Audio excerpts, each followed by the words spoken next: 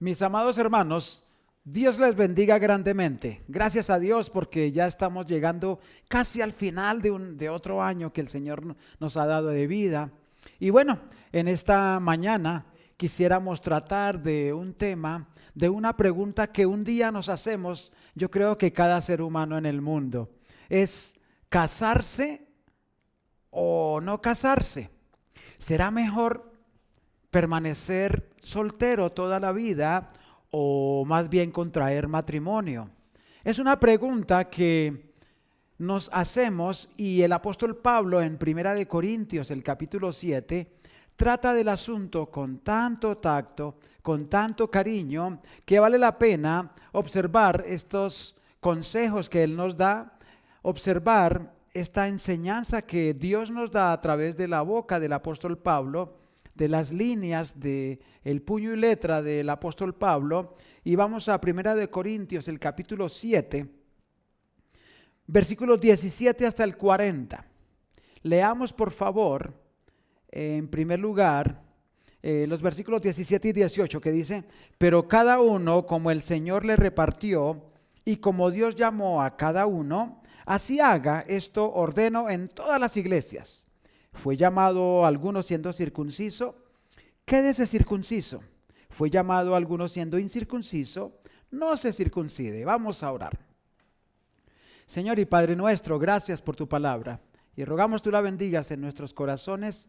Pedimos la ayuda de tu Espíritu Santo, la iluminación de tu Espíritu para poder aprender, para poder enseñar tu preciosa palabra, Señor. Gracias porque tú nos respondes a nuestras preguntas que tenemos, oh Señor. Y dame sabiduría, por favor, para enseñar. En Cristo Jesús. Amén. Muy bien. Entonces, veamos o veremos hoy tres puntos importantes. Uno es que la felicidad es interna y eterna, de los versículos 17 al 24. Otro es casarse o no casarse. Procuraremos responder a esa pregunta tan importante que tenemos. Y en último término veremos acerca de las viudas. ¿Qué de las viudas? Si se deben casar o no deben casarse. Bueno, entonces primero, la felicidad es interna y eterna. Y entonces el apóstol Pablo toma dos ejemplos de esta iglesia que es acerca de la circuncisión y de la esclavitud. Veamos primero del 17 al 20. Dice el Señor: pero cada uno como el Señor le repartió y como Dios llamó a cada uno, así haga. Esto ordeno en todas las iglesias. Fue llamado alguno siendo circunciso, quédese circunciso. Fue llamado alguno siendo incircunciso, no se circuncide.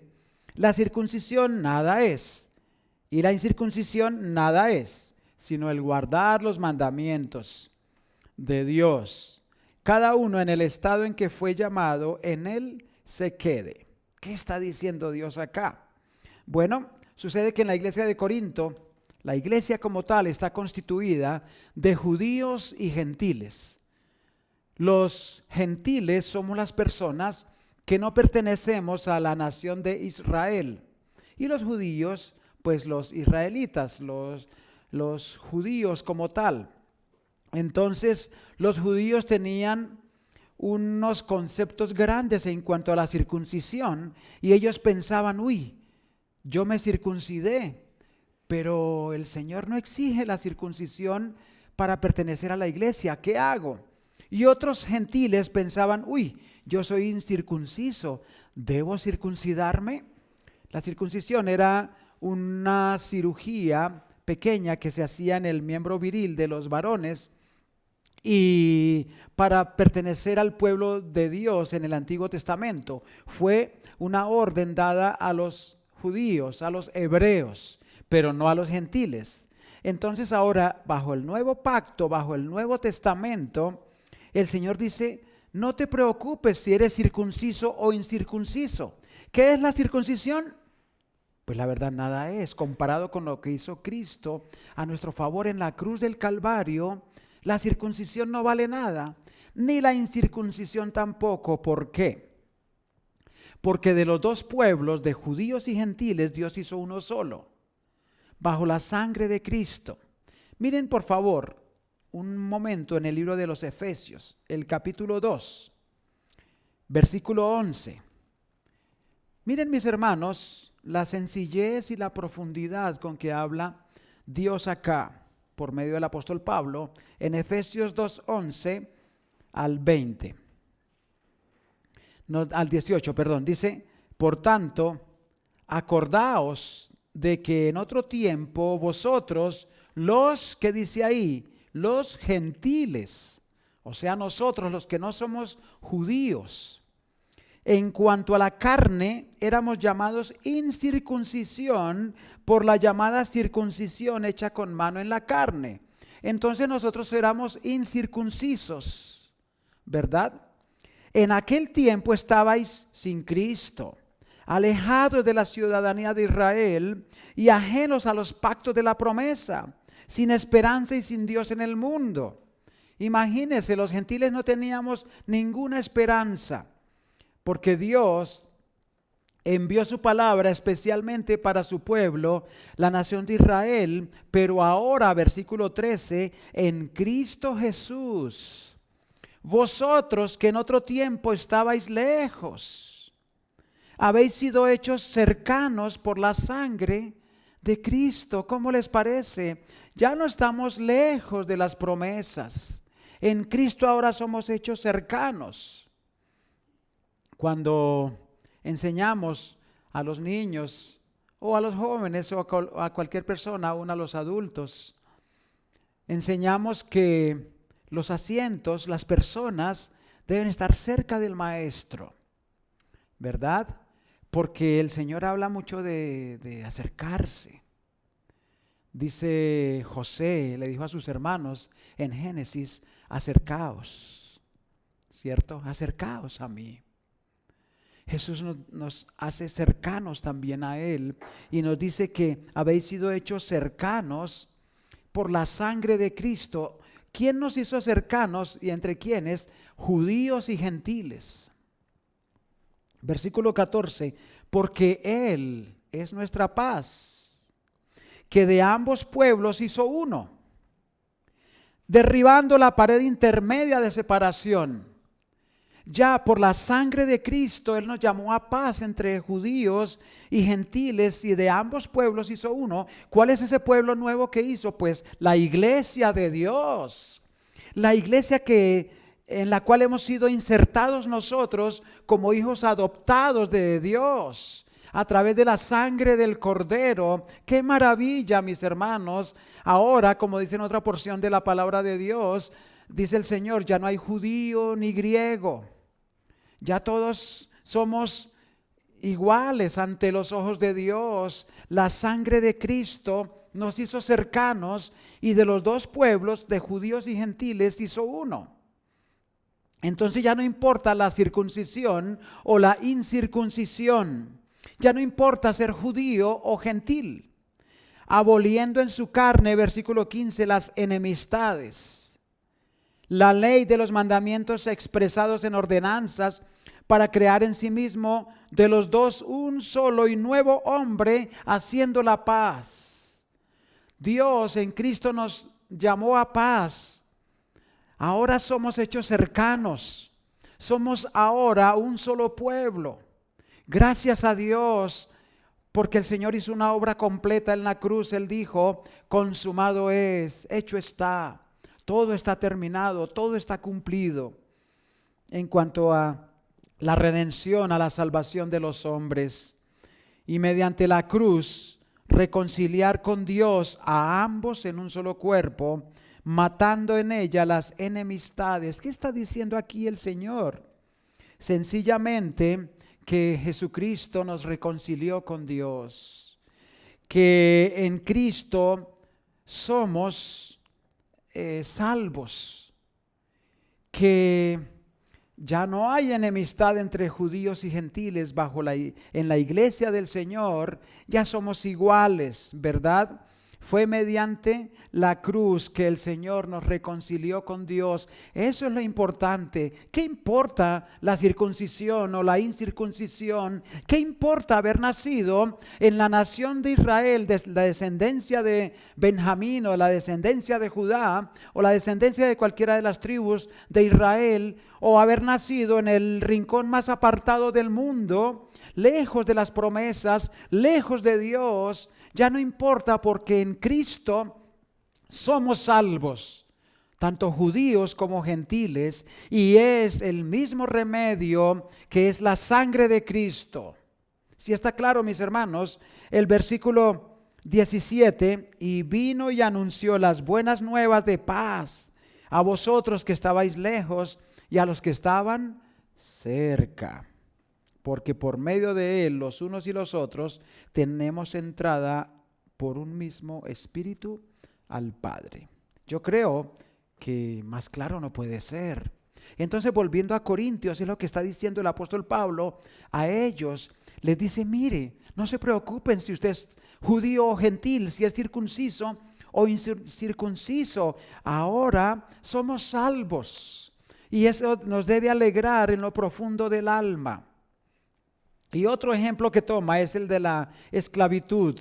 Versículo 21, fuiste llamado siendo esclavo, no te dé cuidado, pero también si puedes hacerte libre, procúralo más. Porque el que en el Señor fue llamado siendo esclavo, liberto del Señor. Asimismo, el que fue llamado siendo libre, esclavo de Cristo, por precio fuisteis comprados. No os hagáis pues esclavos de los hombres. Cada uno, hermanos, en el estado en que fue llamado, así permanezca para con Dios. Resumen. También en esta cultura, en esta época de la historia, pues abundaba la esclavitud. Y entonces el hermano que ha sido salvo, pero siendo esclavo, se sentía menos que el libre. Y Pablo dice: no te preocupes. La esclavitud es temporal. Digamos nosotros, trayéndolo a 21 siglos después, a nuestra época. Algún hermano conoce a Cristo, alguna persona, un hombre, una mujer, conocen a Cristo y son, pues no esclavos, pero sí viven en circunstancias bastante desfavorables según el mundo. Tal vez en la pobreza, tal vez en un trabajo supremamente duro, pesado. Y este hermano, esta hermana ve a otros con más libertad y dice: yo tengo desventaja. Pero el Señor dice: no te preocupes. Si eres esclavo, sé feliz en Cristo. No es la esclavitud lo que te debe llenar de tristeza, es Cristo quien te debe llenar de felicidad. Así que si eres esclavo, pues sé feliz porque Cristo te salvó. Y si eres libre, sé feliz porque Cristo te salvó. Ahora, no está diciendo que no hemos de buscar cosas mejores. Dice el Señor: pero si puedes hacerte libre, procúralo más. Es decir, si yo puedo salir adelante en algún negocio, en algunas cosas, que Dios me dé capacidad, pues hazlo. Pero la verdad es que la felicidad está en el Señor Jesucristo, y Él anhela que disfrutemos de su salvación, porque Él es el motor, es lo que impulsa nuestra vida. Él nos dio vida cuando estábamos muertos en nuestros delitos y pecados. Entonces, si en eso es que nos debemos gozar. Si podemos salir adelante en muchas cosas, hagámoslo, pero que eso no nos quite la paz, que no nos robe el gozo. Y también es que Dios nos llamó a la salvación. Eso sí que nos llena de felicidad. Miren otro ejemplo en el libro de Lucas. Sucede que Jesús mandó a sus discípulos, a 70 de sus discípulos, los envió por todas partes para el ministerio del evangelio, de llevar el evangelio, de enseñar, de predicar, aún de sanar. Y miren lo que dicen los discípulos, versículos 10-17 de Lucas. Nos dice: volviendo los 70 con gozo, diciendo, volvieron los 70 con gozo diciendo, Señor, aún los demonios se nos sujetan en tu nombre. Ellos llegaron felices por lo que habían podido hacer. Pero el Señor les dice en el versículo 20, pero no os regocijéis de que los espíritus se os sujetan. No. No os regocijáis de lo que habéis podido hacer. Más bien, sino regocijaos que vuestros nombres están escritos en los cielos. Eso sí que da felicidad, porque lo que podemos hacer en este mundo es temporal. Pero el hecho de tener nuestros nombres escritos en los cielos para siempre, escrito con letras de oro, quién sabe con qué, pero sí escrito por el dedo de Dios, mi nombre y su nombre, si está bajo la sangre de Cristo, si ha sido libertado del pecado, si ha entregado su vida a Cristo, entonces su nombre está escrito en los cielos. Eso sí que le debe llenar de felicidad, de alegría, y eso sí es permanente, es eterno. Amén. Entonces, en resumidas cuentas de esta primera parte, las cosas de este mundo son temporales, pero las que hay en los cielos son eternas, y el Señor nos ha dado la salvación, por lo cual esa es la razón para estar felices. Bueno, y ahora viene la segunda pregunta, o el segundo punto, que es una pregunta: ¿casarse o no casarse? Llega el momento en que un joven crece, una señorita crece, y comienza a preguntarse, ¿será que es bueno casarse en este tiempo tan difícil? ¿Será que mejor no me caso y me quedo soltero? Bueno, mis hermanos, toca observar este pasaje de acuerdo al contexto histórico que está pasando en Corinto, que es reflejado en los versículos 7, 25 y 26. Capítulo 7, versículo 25 y 26 nos dice: en cuanto a las vírgenes, no tengo mandamiento del Señor, mas doy mi parecer, como quien ha alcanzado misericordia del Señor para ser fiel. Tengo pues esto por bueno a causa de la necesidad que apremia, que hará bien al hombre en quedarse como está. Había una necesidad que es desconocida. Había algo apremiante que estaba sucediendo en esa ciudad o en ese lugar, en esa región. No sabemos qué sea, pero lo que sí es cierto es que era algo de emergencia, algo que estaba sucediendo. Por ejemplo, el año pasado, cuando inició por estos lugares la cuestión de la pandemia, que estaba creciendo y creciendo a pasos agigantados, entonces nos preguntábamos, ¿qué hacer en este tiempo? ¿Debo asumir una responsabilidad como casarme o más bien espero? Y algo parecido estaba pasando en aquellos días. Entonces Pablo dice, pues la verdad, de acuerdo a la necesidad que apremia, es mejor que se queden como están. Pero no es algo definitivo, porque si, como veremos ya en un instante, si te casas no pecas, y si no te casas pues no pecas. Lo que sí hay que estar es con los ojos fijos en el Señor, en Cristo. Mire versículo 27, ¿estás ligado a mujer? No procures soltarte. Sí, en una emergencia alguien podría pensar, no, pues más bien me voy. Pero dice, no procures soltarte, no hagas eso. ¿Estás libre de mujer? No procures casarte. ¿Por qué? Por la necesidad que apremia. Mas también si te casas, no pecas. Y si la doncella se casa, no peca. ¿Ve? Pero los tales tendrán aflicción de la carne y yo os la quisiera evitar. Pues aquí la verdad es que en caso de urgencia, de emergencia, en casos críticos, pues lógico que las cosas se complican cuando hay familia. Pero no hay pecado si una persona en aquel entonces se quería casar bajo esas circunstancias. No es que Pablo esté en contra del matrimonio en ninguna forma. Si usted lee el libro de los Efesios, el capítulo 5, se dará cuenta de la grandeza del matrimonio que Dios habla por boca del apóstol Pablo, y toda la Biblia habla de la belleza del matrimonio, aunque sí también habla de los problemas matrimoniales, pero la Biblia empieza con un bellísimo matrimonio dirigido por el mismo Dios a la pareja perfecta humana, Adán y Eva, en el lugar perfecto, en el jardín, en el huerto del Edén, y culminará con una boda, con un matrimonio que es Cristo y la iglesia.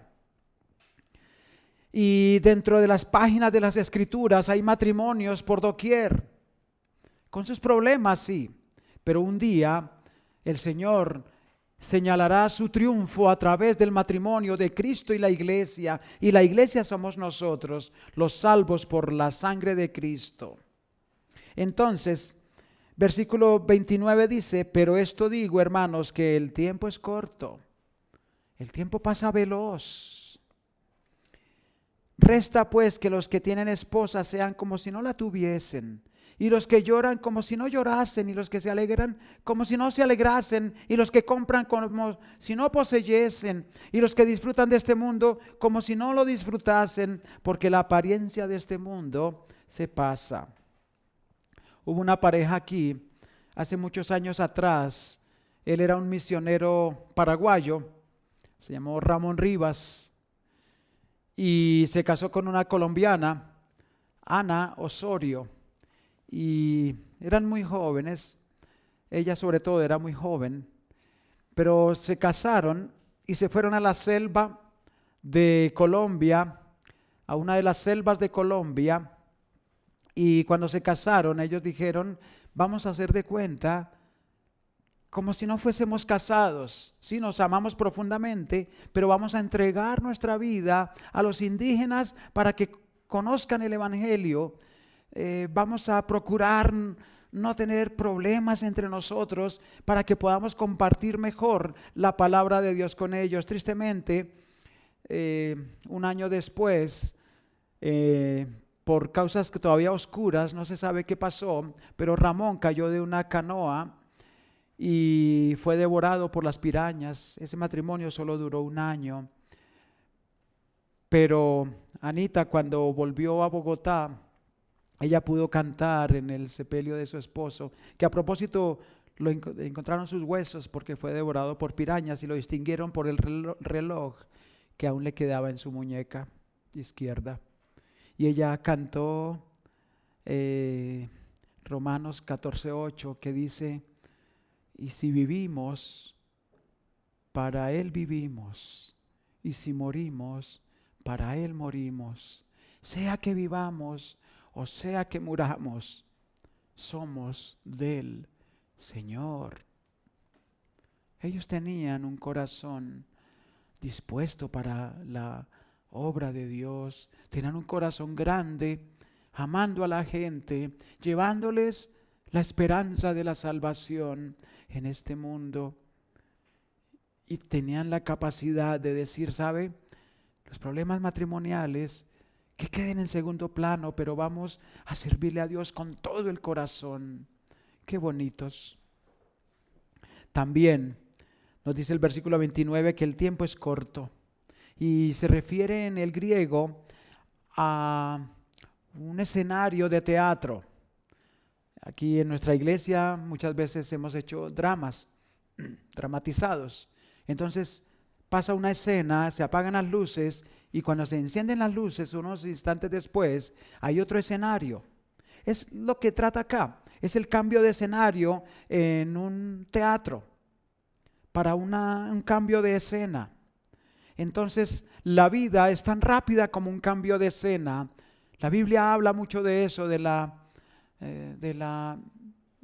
premura, de la velocidad con que pasa la vida del hombre. ¿Y qué hacer en esta corta vida? Servir a Cristo, servir al Señor. Entonces, hay diferencia entre el casado y el soltero. Versículo 32. Quisiera pues que estuvieseis sin congoja. El soltero tiene cuidado de las cosas del Señor, de cómo agradar al Señor. Entonces, si eres soltero, sirve al Señor con todo tu corazón. Pero el casado tiene cuidado de las cosas del mundo, de cómo agradar a su mujer. Parece que tiene cierta desventaja el casado, pero no importa si eres casado o soltero, sírvele al Señor. Hay asimismo diferencia entre la casada y la doncella. La doncella tiene cuidado de las cosas del Señor para ser santa, así en cuerpo como en espíritu. Pero la casada tiene cuidado de las cosas del mundo, de cómo agradar a su marido. Esto digo para vuestro provecho, no para tenderos lazo, sino para lo honesto y decente, para que sin impedimento os acerquéis al Señor. Amén. Entonces, mis queridos hermanos, si eres soltero, aprovecha esa soltería para servir al Señor con todo tu corazón. Y si eres casado, si eres casada, sirve al Señor con todo tu corazón. Básicamente es lo que nos enseña el apóstol. Otra vez, como la circuncisión, la incircuncisión, la esclavitud o la libertad, el corazón es Cristo. Soltero o casado, el corazón es Cristo. Hay una necesidad que apremia y bajo ese contexto se está observando este capítulo. Y por eso Pablo parece que dijera, mejor no te cases, pero es por la emergencia, no que no esté de acuerdo con el matrimonio. Otra vez, vea Efesios el capítulo 5 y allí podrás observar la grandeza del matrimonio. O a Génesis el capítulo 1 y 2 y verán la grandeza del matrimonio. Bien, pero hay diferencias sí. Versículo 36, pero si alguno piensa que es impropio para su hija virgen que pase ya de edad y es necesario que así sea, haga lo que quiera, no peca que se case. Recuerden también que en aquellos días los matrimonios se realizaban como un negocio entre los padres de los contrayentes. Entonces, un padre decía, no, yo no quiero que mi hija se quede soltera, más bien la doy en matrimonio. Entonces dice, bien haces.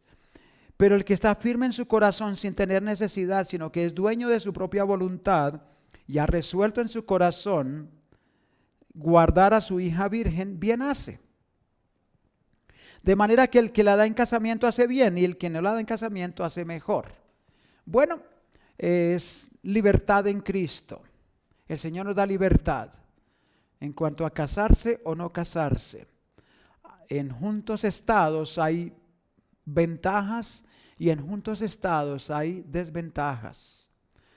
Como en mi experiencia, yo empecé siendo pastor como soltero y tenía ventajas y desventajas. Ventajas, bueno, tenía más tiempo para las cosas del Señor, claro, más visitación, menos recursos para vivir. La verdad, un soltero teniendo una puntilla y una cama tiene suficiente y tal vez un fogón para calentar algo, con eso está bien. El hombre no necesita mucho. Pero casado ya es la cosa es diferente, ¿cierto? Ya toca conseguir más cosas. Pero había desventaja siendo soltero. ¿Cuáles desventajas? Bueno, la soledad, la necesidad de una esposa, la necesidad que tenemos como hombres, ¿verdad?, de ser amados también, igual que las mujeres necesitan ser amadas. Entonces, también otra desventaja es la confianza. Hay más confianza en una familia, en una pareja, que en un hombre soltero en cierta forma, ¿cierto? Cuando una pareja quiere un consejo matrimonial, difícilmente va a buscar a un hombre soltero. Después nos casamos. Yo tenía 3 años de pastor y Dios me regaló una linda esposa. Y tenemos 25 años de casados. Hay ventajas y desventajas, honestamente. Ventajas, más confianza. Ventaja, tengo compañía, alguien que me ama. Tengo a quien amar. Dios nos ha regalado 3 preciosos hijos. ahora somos suegros, más en el futuro quizá Dios nos regale nietos, pero va creciendo la familia. Ventajas sí, más confianza. Desventajas quizá financieras, aunque Dios siempre provee. Dios siempre nos ha dado para el sustento. Dicen que cada niño viene con el pan debajo del brazo. Y gracias a Dios por sus provisiones. Entonces, en resumidas cuentas, casarse o no casarse, hay que responderlo de acuerdo a la voluntad de Dios. No de acuerdo a los caprichos, sino de acuerdo a la sana voluntad de Dios, que es perfecta. Amén. Y en último término, ¿qué de las viudas? Versículo 39 y 40. Dice el Señor, la mujer casada está ligada por la ley mientras su marido vive. Mientras su marido vive, legalmente está atada a su esposo. Son casados. ¿Sí? Pero si su marido muriere, ¿qué hacer? ¿Qué hacer? Si su marido muere, si queda viuda. El Señor dice, libre es para casarse con quien quiera, con tal que sea en el Señor. Bueno, nuestra cultura es un poco difícil en el asunto. Hace años atrás, una hermana perdió a su esposo y al año siguiente se casó. Y entonces algunos cuchicheaban, ¡ay, cómo se fue a casar! ¿Y qué de su marido? Pues la verdad, su marido hacía un año había muerto. Y la Biblia dice que cuando el hombre muere, cuando el esposo muere, la mujer está libre de casarse con quien quiera, con tal que sea en el Señor. No hay problema. Si tú estás viuda, puedes casarte de acuerdo a la voluntad de Dios, a los preceptos de Dios. Pero si no te casas, dice el Señor en el 40, pero a mi juicio más dichosa será si que se quedare así. Y pienso que yo también tengo el Espíritu de Dios, por la necesidad que apremia. Otro ejemplo, que yo tengo otra hermana preciosa donde nos hospedamos una vez con dos pastores. Ella había perdido a su marido, que era un pastor, quedó viuda con 55 años de edad, y uno de los pastores le dijo, ¿y tú no te piensas casar otra vez? Y ella quedó pensativa. Al otro día le dijo, sí, yo me quiero casar. Entonces le dijo, pues, quítate esa ropa de viudez. Porque si la gente te ve con esa ropa negra, con pañolón negro, sin maquillaje, fea, pues, ¿qué van a decir de ti? Van a decir, ah, sí, ahí va la viuda, pobre viuda. Pero si te quieres casar, cambia la ropa, ponte bonita, maquíllate, rejuvenece. Y ella le hizo caso, y al año siguiente ya se casó con un buen hombre también, un creyente. Y eso hace como unos 14 años. Gracias a Dios, porque el Señor no quiere que tampoco nos sumerjamos en la tristeza. Pero si alguien desea quedarse sin casar, está bien también. Sin embargo, miren 1 de Timoteo, el capítulo 5, versículo 14. 1 de Timoteo 5, 14, que nos dice, quiero pues que las viudas jóvenes se casen, críen hijos, gobiernen su casa, que no den al adversario ninguna ocasión de maledicencia. Entonces, el Señor nos enseña cosas prácticas. No tienes que guardar luto por tu marido eternamente. No.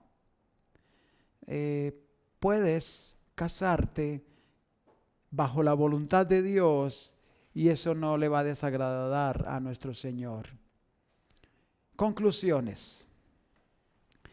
Entonces la felicidad verdadera se encuentra en Cristo, no en el estado de las cosas de este mundo que son pasajeras, son temporales.